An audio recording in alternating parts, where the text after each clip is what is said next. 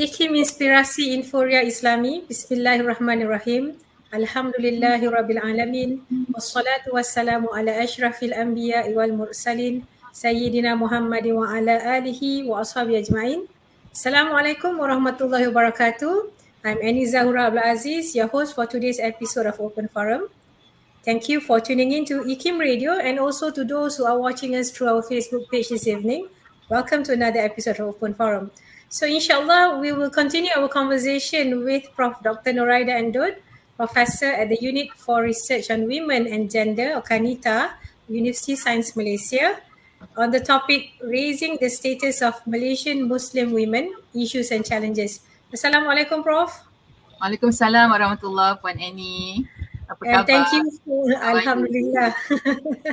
Thank you again for being with us this evening, Prof. And as we have mentioned last week, actually we will continue our conversation from what you have explained and you have shared with our listeners on Open Forum last week, Prof. So maybe I would briefly recap what we have discussed last week, that about issues related to women and Muslim women in Malaysia and the areas that need improvement. Basically, you said, you have mentioned that women are actually equally involved, but we still lag behind in terms of opportunities, in terms of achievements, and you highlighted that this is not actually an issue of capabilities of Muslim women or women in general, yeah. And you also stressed that how Malaysia is ranked 112 out of 156 countries in the Global Gender Gap Index, and how this actually shows we fare badly in terms of some of the dimensions that you have mentioned, in terms of economic opportunities and also in terms of political empowerment of women in Malaysia.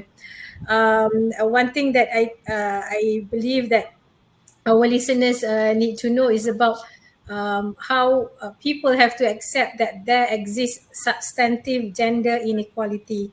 And as you have called for people to actually sit down and talk about this substantive inequality, which means actually refers to equality of access, equality of opportunity, and also equality of results and outcome. So these are among the points that you have raised and we have discussed last week. So we talked about issues, Prof. We talked about challenges. And we promise our listeners that we're going to talk about on how actually Muslim women can be empowered to overcome these challenges, and what must the government and the society do to actually ensure that this is achieved. So if you can start the conversation, Prof. Thank you. Bismillahirrahmanirrahim. Assalamualaikum warahmatullahi to Puan Annie Zahura, as well as to our listeners and perhaps our audience in the Facebook. So thank you so much again for inviting me back to discuss this very important issue. Of course, this is something. This is an issue that is very dear to my heart as well, because not only do I research in this area, but I feel that to the extent that I am able to, I also try to advocate the issue in a more practical way in the society. So, and thank you, Puan Annie, for recapping what we discussed last week. I think you did it very succinctly. Yes, the gender equality framework that we are looking for is a substantive gender equality, which does not necessarily mean that women wants or women needs to be the same as men. But what we want is actually the equality of access, which will be able to be provided through formal legal rules, formal means, and so on. But we also need, more importantly, equality of opportunities and equality of results, or equality of the outcome. So that means the outcome must be the same as citizens. So if citizens are supposed to be able to be to acquire wealth, so both male and female citizens should be able to acquire wealth, so that the poverty does not have a gender label. So I think that's the most important thing to understand. And I'm very happy that you have summarize what we discussed previously in that manner. So I think the way to empower women. Basically, there are different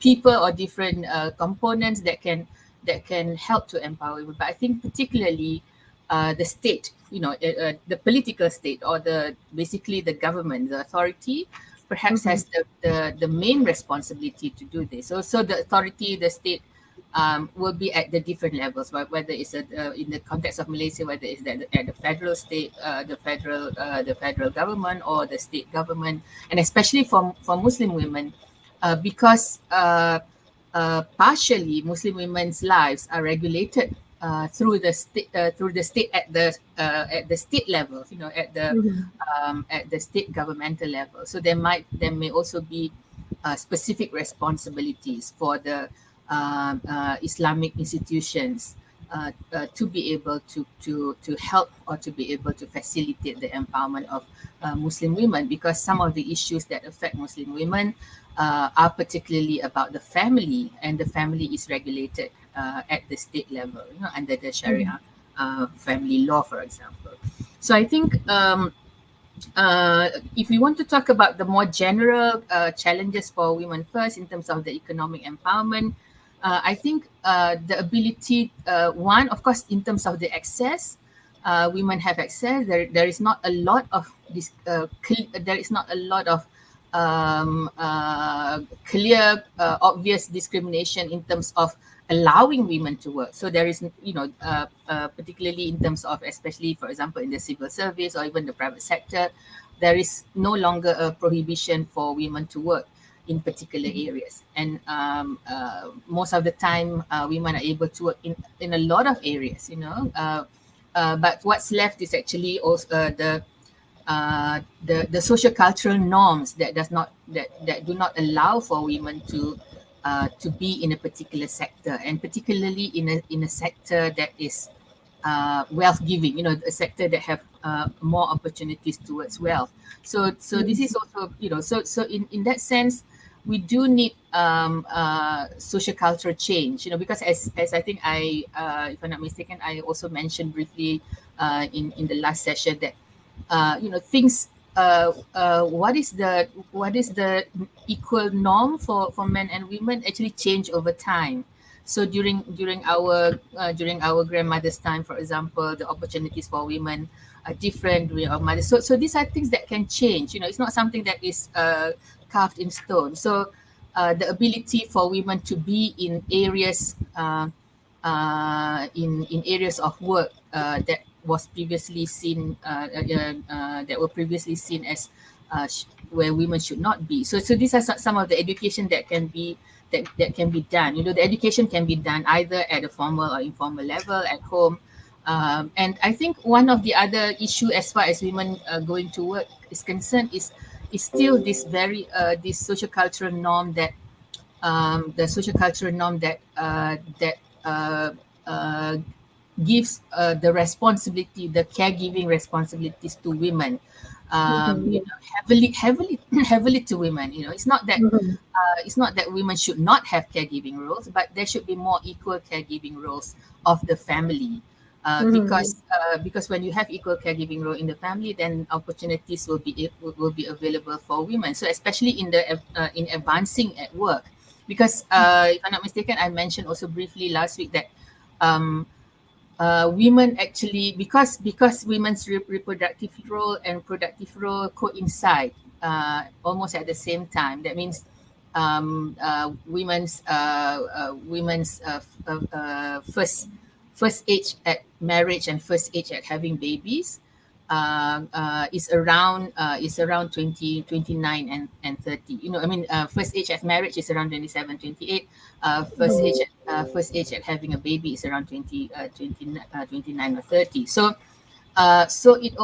And women are in the workforce as well during that time. So they were in the Yes. early career at that time. So Yes. advancing becomes difficult if while women give birth to babies, and women are expected to have heavier burden of care at home. Mm-hmm. So Yeah. if the division of labor at home is not fairer, is not more equal, then the opportunities will be taken away from women. So that's why the UNDP study that was commissioned to Associate Professor Dr. Shanti Tambia in 2014 showed that the reasons why so women actually left the workforce.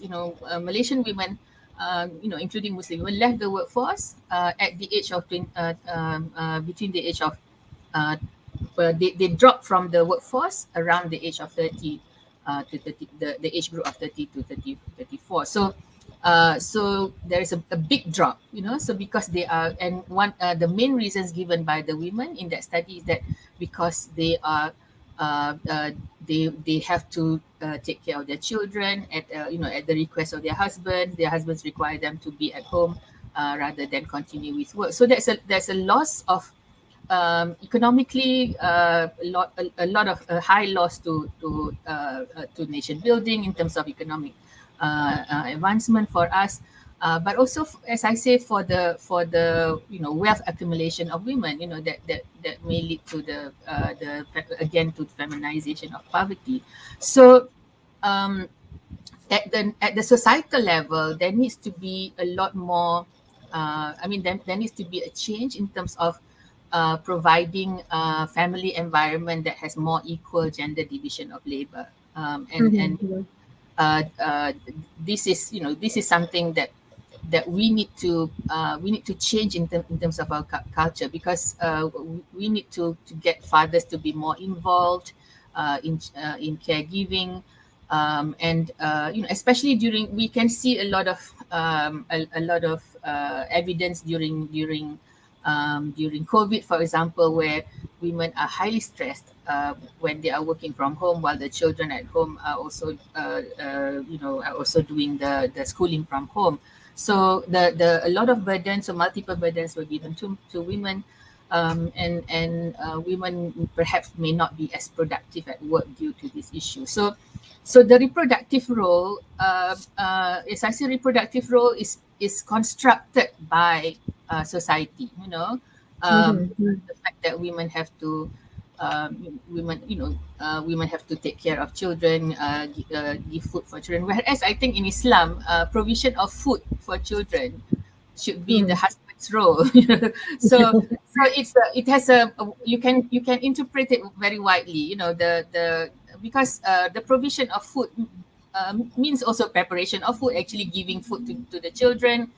So except for breastfeeding, that's the role of the father, to actually provide the food for the children. So, and not expect the mothers to mothers will happily do it, but because they are overburdened, so fathers do need to take that role, and other caregiving role as well. So at a societal level, that needs to change, and also at a more policy level, governmental policy level.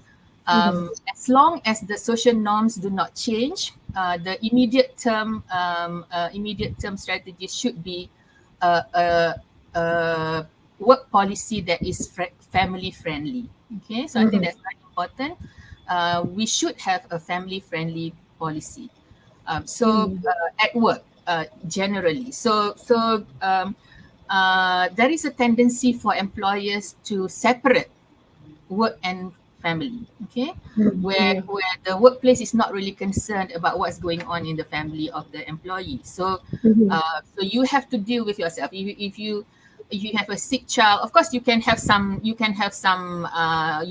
time off. You can take if your child is sick for a long time, for example, you may take the no pay leave and so on. But often these options are taken by mothers. Okay, so it has a lot of implications on the advancement of mothers in the workplace.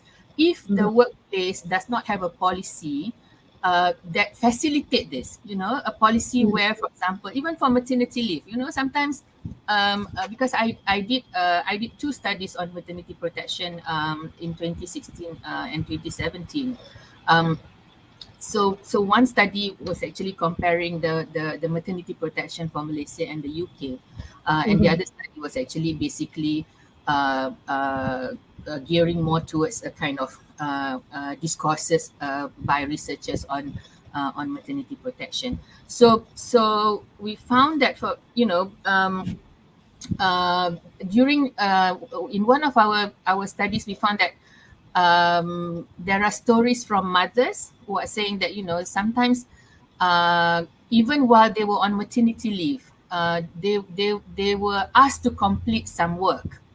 Mm-hmm. When you have your maternity leave, you should totally get the rest from your maternity leave and should not be, should not, should But and the issue is that if the mother refuse, if the employee refuse to accept this work or to take care of some of this work, there might be implications on her advancement. Mm-hmm.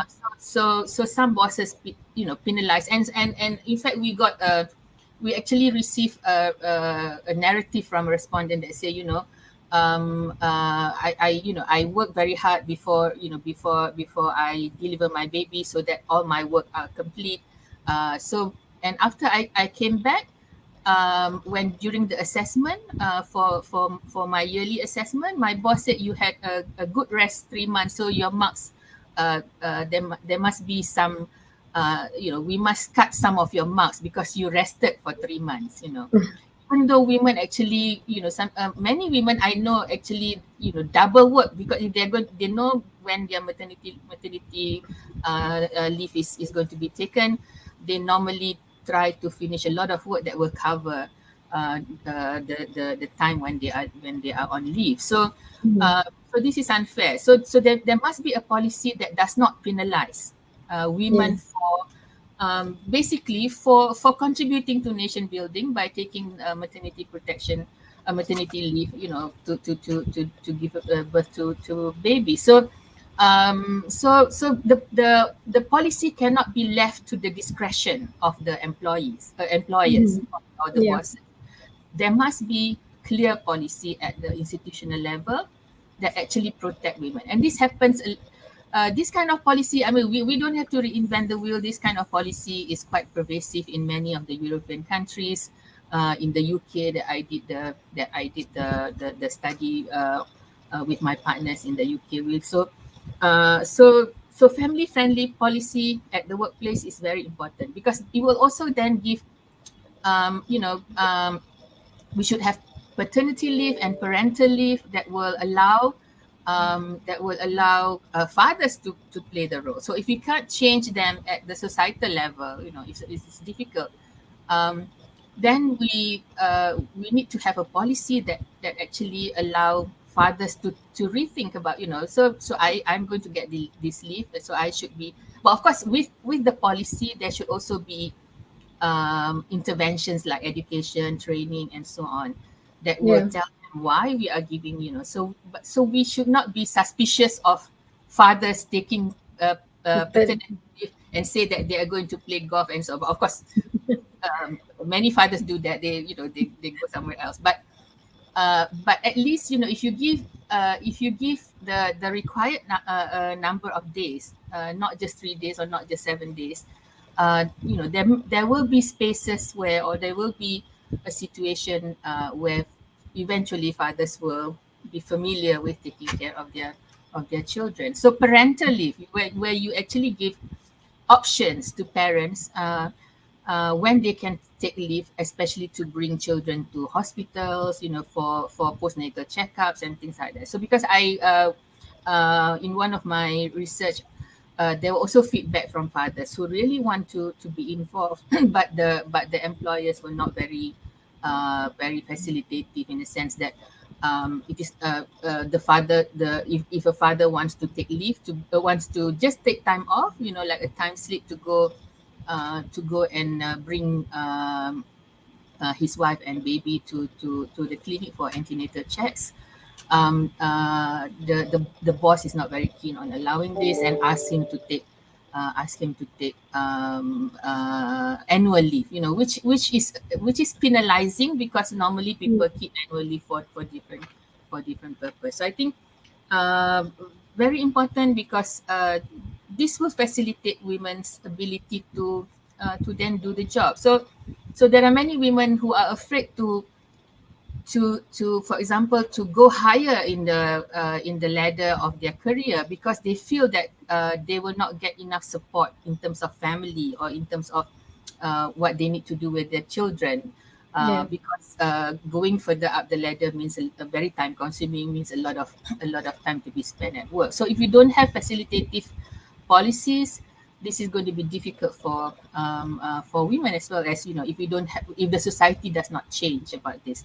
But I think Mhm. for many young couples, I think there are a little bit more open in terms of the man wanting to be involved more with children and so on. But maybe then we need that facilitation. From the society, for example, we don't need our society to be um, to say things to fathers who are actually helping. Basically, we don't need mockeries and things like that to men who are who not helping. They're not helping at home, but they're actually doing what they're supposed to do. It's part of their role to be doing some of the responsibilities at home. So Yeah. so uh, we should not stereotype men, or men for doing that. So we should not stereotype women for queen control and things like that for doing that. So I think we need to have better conversation with our society, so that there are better acceptance of the changing roles, the importance of the changing roles for women. So I have one more point about the family, the context of the family. So I don't know whether Puan Annie, you want to Yeah, yeah, you interject. can. Okay, so I may go, so I may go ahead. So another aspect, other than through work, so Yeah. making sure that women are empowered economically through work. We also need to look at the more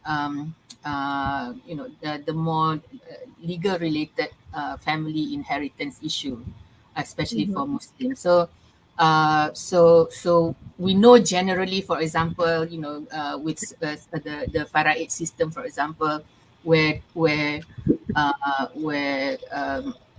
distribution of property upon death and so on, sort of favor men. But of course, uh, uh, we know that it favors men because, on the other hand, men has the responsibility to spend their money on women in their families. But in reality, so we do need to understand the lived realities of Muslim families in Malaysia, particularly at this point, because we hear a lot of stories uh, where uh, where inheritance are given to the male heirs of the family, but the women are not being looked after.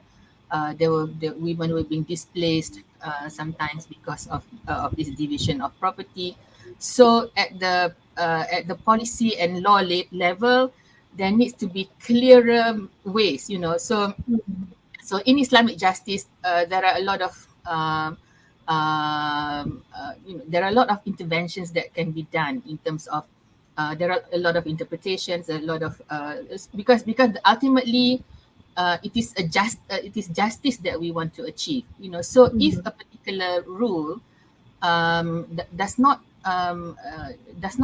have an outcome of justice to any of the members of the family. So this needs to be changed. I mean, that's not Islamic in any case. So in the end, whatever law that we have that regulates Muslim family life, it must have an outcome of justice. So the issue of inheritance, I know that there are instruments currently. There are ways, and there are alternative instruments where we can divide property to be more fairly, where you can actually predict, where you can actually sort of preempt a situation of faraid, for example, that is allowed. So I think a lot more discourses need to be done on this. A lot more Mhm. education needs to be done. The ability to make the ability to make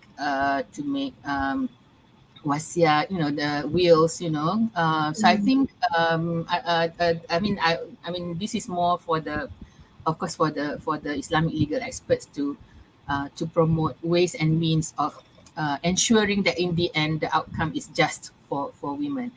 In this context, particularly also for single women, single women, a lot of the time single women contribute to the family, contribute to the care of the elderly in the family. But when the parents passed away, the share of the property to the single woman is a lot less compared to, so because she could have gone on and acquire her wealth herself, but because she sacrificed for the family by staying, by looking after the parents and so on, so that she may not have gone to acquire her own wealth. So there are many situations like this. So this needs also to be tackled. So the issue of single mothers abandoned in terms of maintenance of children and so on. So these are all some of the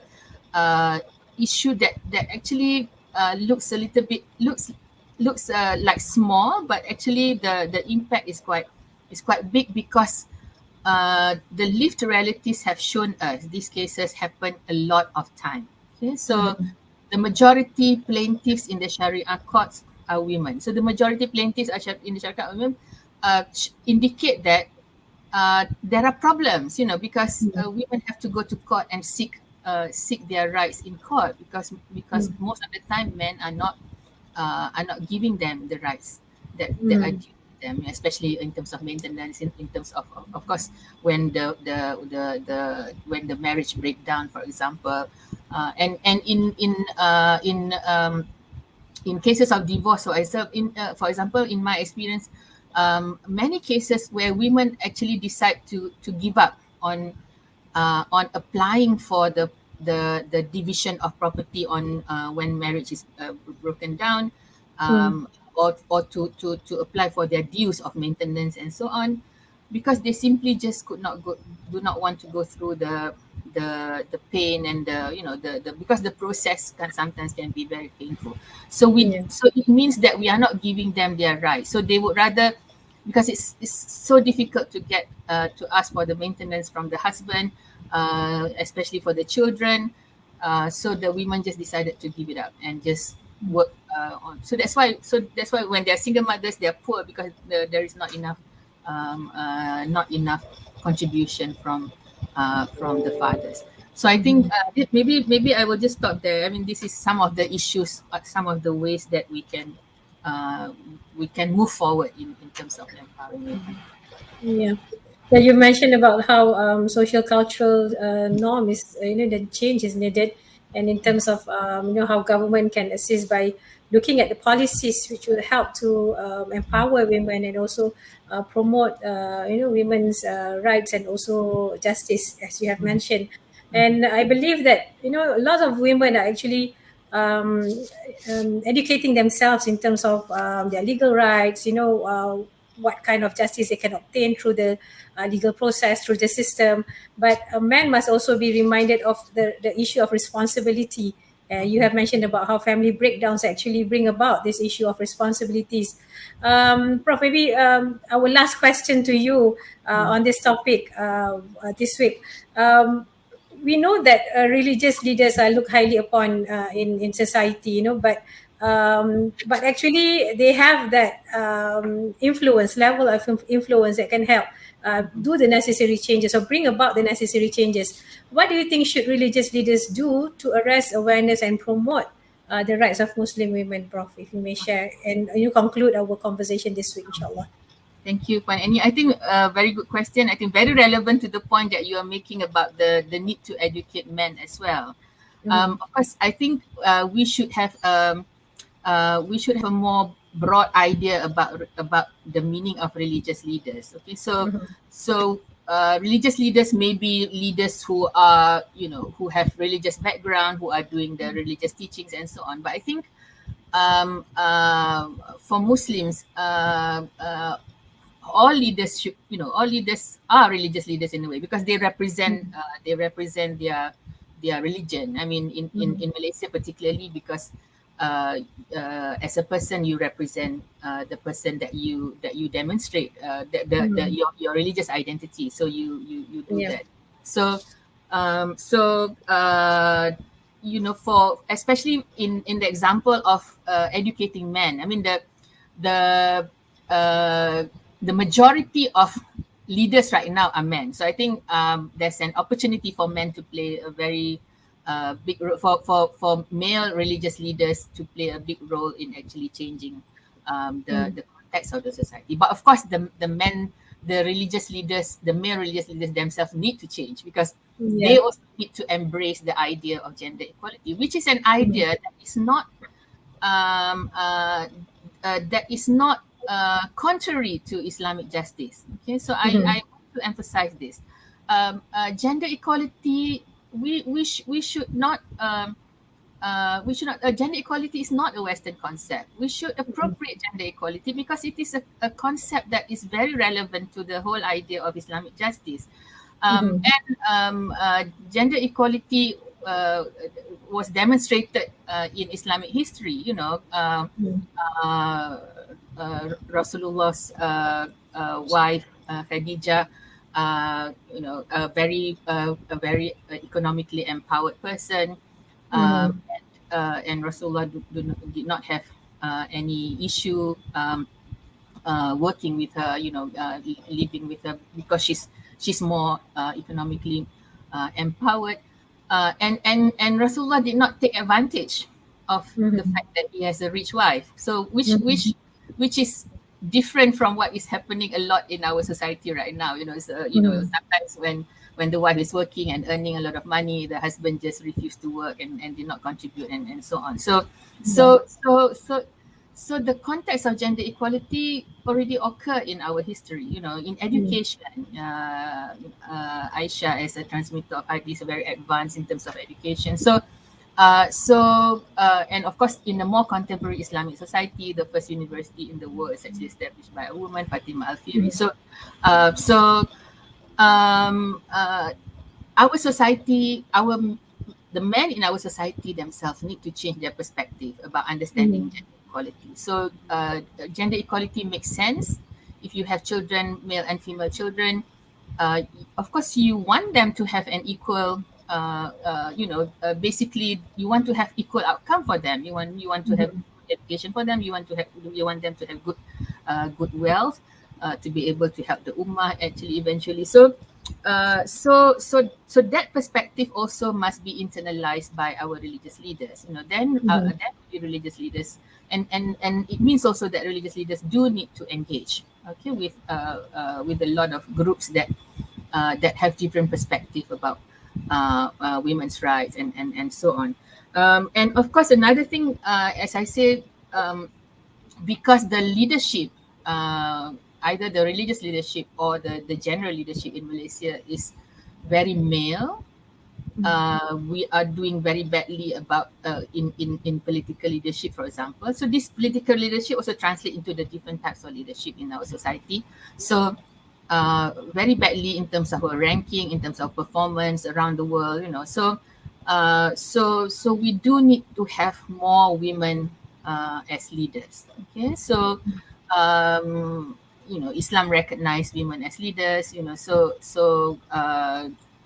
And many Muslim women are highly capable of being leaders, as I said last week. So decision making needs to be more inclusive, needs to have more women, because even when, of course, women have different intersectionality. So some rich women may not understand what's happening to poor women and so on, but there are also certain so women have some similar experiences and can inform, because sometimes I have heard religious leaders who said, for example, we don't really need, as long as there are men, we don't need women leaders. Let the men be leaders first, because women can also fight for men can also fight for women, or can also protect women's rights.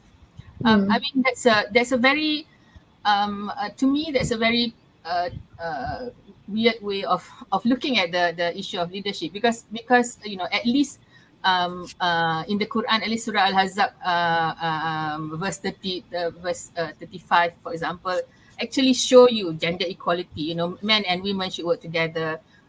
They should promote kindness. They should promote goodness together, and so on. So it's not true that only when there is no men that women can be leaders. So I think those are some of the interpretations that perhaps need to be discussed and changed. Right. Because in the end, we know that it's not Islam. I mean, for me, I mean, at least personally for me, that's not what Islam is all about. I think Islam is about fairness and justice, and fairness and justice is clearly provided in terms of the equality between men and women in the Quran in terms of our ability. So there is no provision in the Quran that actually puts women down in terms of ability over compared to men. So I think inclusiveness in terms of more women in position of leadership, and religious leaders also need to make their points by evidence, based on evidence. So research is very important. I think Yeah. um, leaders need to be more aware about research that look into the lived realities of women and not just make assumptions about women and so on. So I think these are some of the, in a brief time, these are Yeah. some of the points that I can put across in terms of what we can do. All right, Prof. Thank you very much for what you have shared and you have highlighted in our two-part discussion since last week and this week. And I know we have benefited a lot from the conversation, inshallah. So maybe we'll talk about this, other topics similar to this in the future, inshallah, Prof. I would like to thank again, Prof. Noraida and Dot for Thank you being so with much. us. And thank you to my producer Haja Mazlina and to our fellow listeners. Do tune in to Open Forum again next week. Stay safe and may Allah SWT protect us always, inshallah. So with that, Assalamualaikum warahmatullahi ta'ala wabarakatuh. Thank you.